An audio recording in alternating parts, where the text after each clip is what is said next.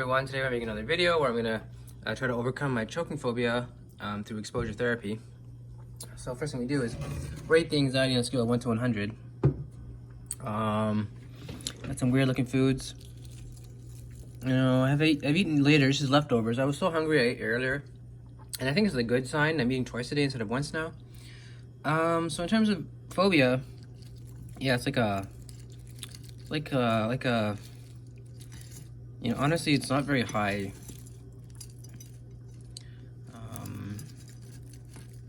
I want to say 0, even though that would be weird, because then why would I be making an exposure video?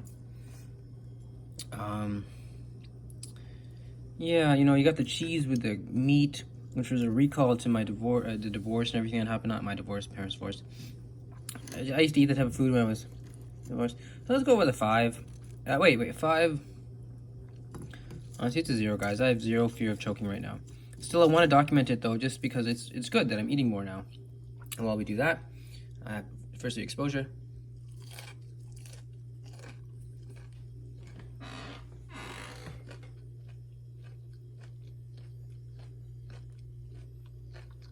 Okay. Finish this up.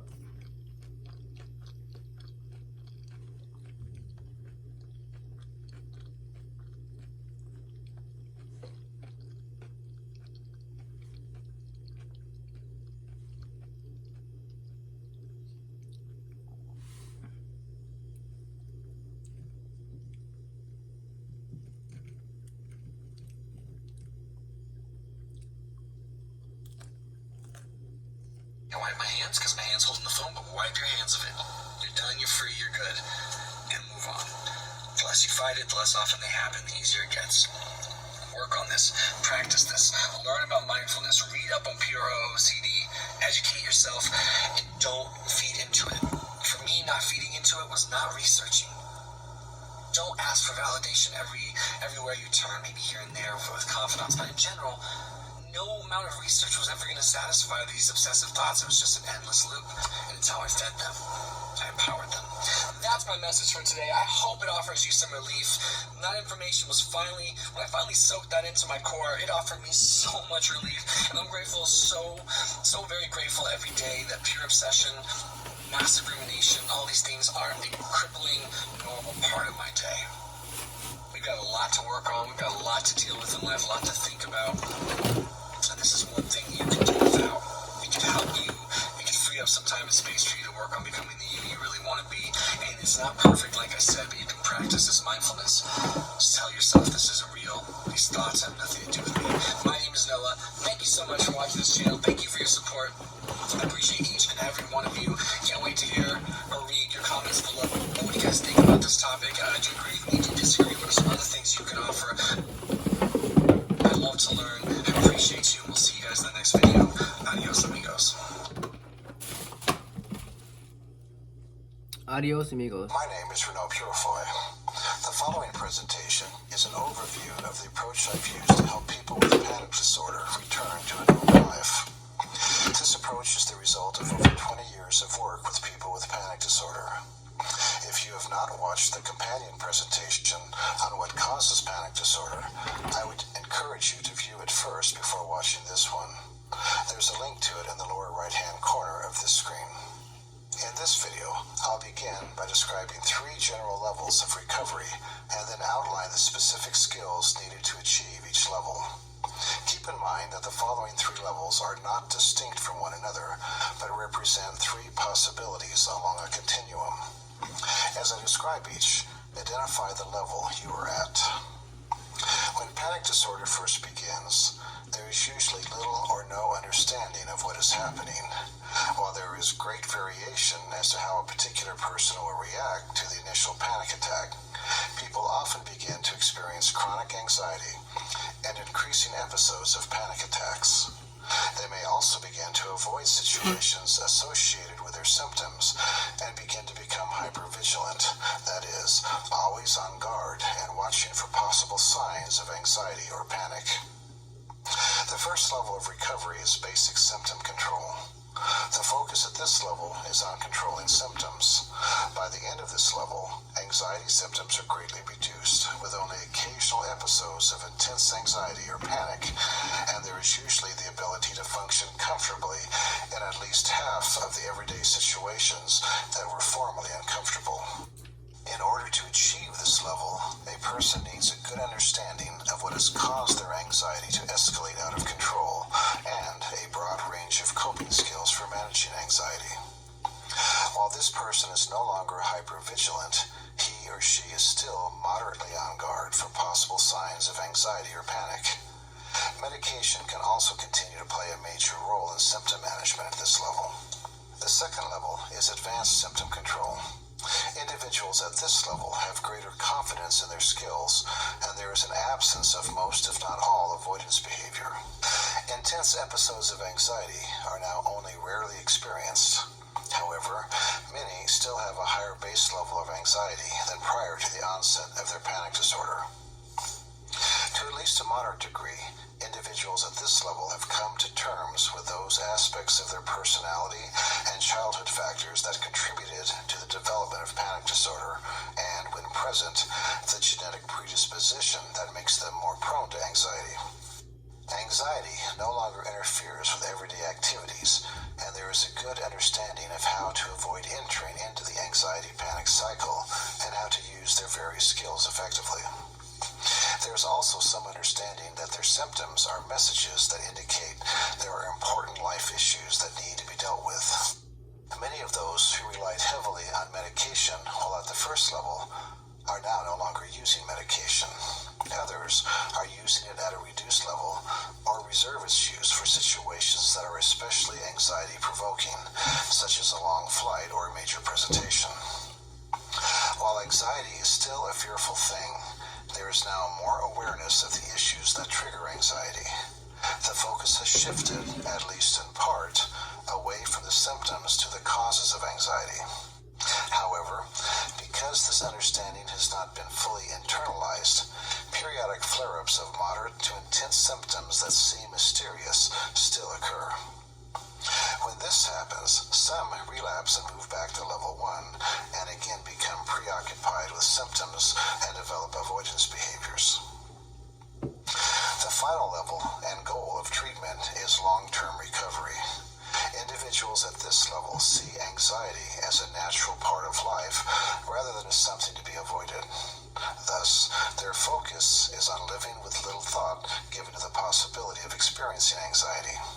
The core issues that cause problems can be easily identified, and when anxiety occurs, the message it brings is clearly understood. There is a solid understanding that has been internalized at a gut level that high levels of anxiety are supposed to occur when real-life issues are present. So, the focus is on the issues generating the anxiety rather than on the symptoms of anxiety. This internalization is different from a simple cognitive understanding. It is like the difference between individuals who are just starting to learn how to drive a car and those who have driven for years. The first group is constantly thinking about what they are doing. With the second, experienced group, the mechanics of driving are now a natural and automatic part of their behavior. The internalization of the knowledge and skills needed to overcome panic disorder allows individuals at this stage to experience high levels of anxiety without distress or escalation of the symptoms they are experiencing. People who formerly relied on medication for symptom control find it is no longer needed. Now, let's look at what is needed to actually achieve each of these levels of recovery. The first thing a person needs to achieve basic symptom control is a clear understanding of what caused panic disorders to develop and what causes it to continue. Again, if you've not viewed the companion video on what causes panic disorder, stop and view it before going on with this presentation. If you've not done so already, be sure to write a short explanation of why you developed your condition. Having a clear and concrete understanding of the causes of your panic disorder is essential if you are going to use the following skills effectively. The next step is to learn 4 basic skills that can be used to reduce one's level of anxiety. The first skill involves learning to use what are called coping self-statements. People suffering from panic disorder tend to develop a wide range of frightening thoughts that become part of their daily thought life. Coping self-statements are used to counter the negative thoughts that accompany anxiety. While people have a wide variety of disturbing thoughts that can accompany anxiety, there are two general negative thoughts that are very common. The first is the idea that what is happening is somehow dangerous.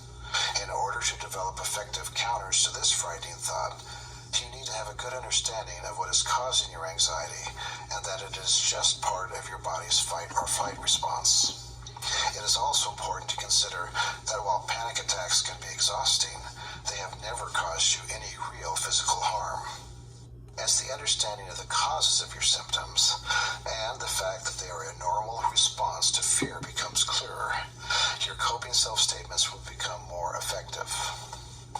Since it is sometimes difficult to think clearly when experiencing strong anxiety, many find it helpful to write your coping self-statements on cards that you can carry with you.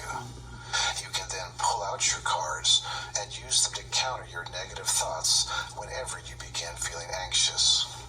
Here are some examples of statements that others have used to counter the idea that your anxiety is somehow dangerous. Anxiety is not dangerous, it's just uncomfortable. I've survived feelings like this and worse before. My body is functioning just as it is supposed to. The scary things I've thought about my symptoms are lies. Anxiety is a nuisance and no more. There is no need to fight what I'm feeling. Even though it's uncomfortable, it's just adrenaline and will pass. My current symptoms are just a type of conditioned response. They will lessen as I desensitize myself. These symptoms are occurring because I'm like Pavlov's dogs. Instead of salivating, I get anxious when certain bells ring. This conditioned response is normal and will fade with time. The second common frightening thought is the idea that you might lose control in some way. While people often feel like they are out of control during a panic attack, in reality, they are able to do whatever they need to do and to get to wherever they feel safe. Another thing to consider is that you have already experienced the worst panic attack you will ever experience. Let me say that again. You have already experienced the worst panic attack you will ever have. This probably occurred when your panic disorder first developed and you had little understanding of what was happening and few skills for managing anxiety. While this experience was probably very frightening, nothing dangerous happened to you at that time, and eventually you were able to get yourself to where you felt safe. Here are some examples of coping self-statements that can counter the idea that you might lose control in some way. What I'm feeling is just an unpleasant body sensation. It is not dangerous. I don't have to let it stop me. I can continue to function even though I don't like what I'm feeling. I can be anxious and still function effectively. I just need to stay focused on the task at hand. Slow down and take one thing at a time. I know what to do and I'm able to do it even though my body is uncomfortable. Firefighters, police, and soldiers experience these feelings all of the time and are able to carry out their duties. I can too. My body may be reacting strongly right now, but it doesn't really matter. It's just an old habit pattern that will pass with time. Since hyperventilation often plays a major role in the symptoms a person experiences, learning to take gentle, diaphragmatic breaths through the nose can help to greatly reduce the discomfort a person experiences. It turns out that there are two different general ways in which we breathe. The first is upper chest breathing, where the upper chest expands to take in the maximum amount of air. You use this when your body needs lots of oxygen, such as when you are running or doing a strenuous activity.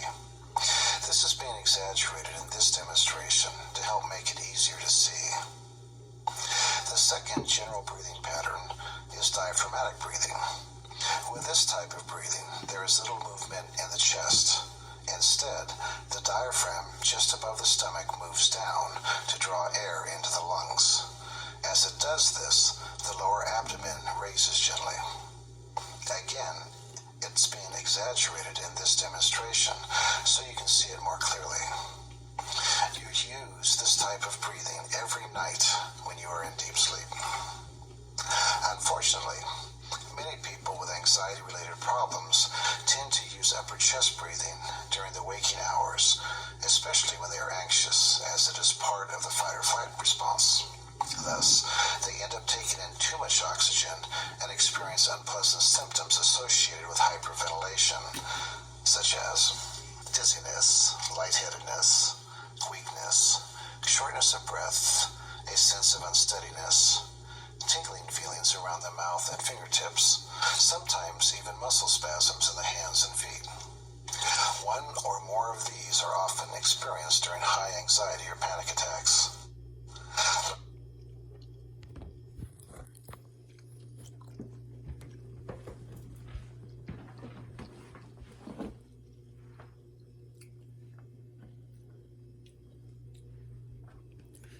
So I finished the food. Hey, Nizam, you're so great. You know, I'm forcing myself to eat more, and so I did. And okay, the anxiety's at 0. So I'm gonna come back with part 2 where we're gonna discuss. I had some notes here about the videos, and I'll be back.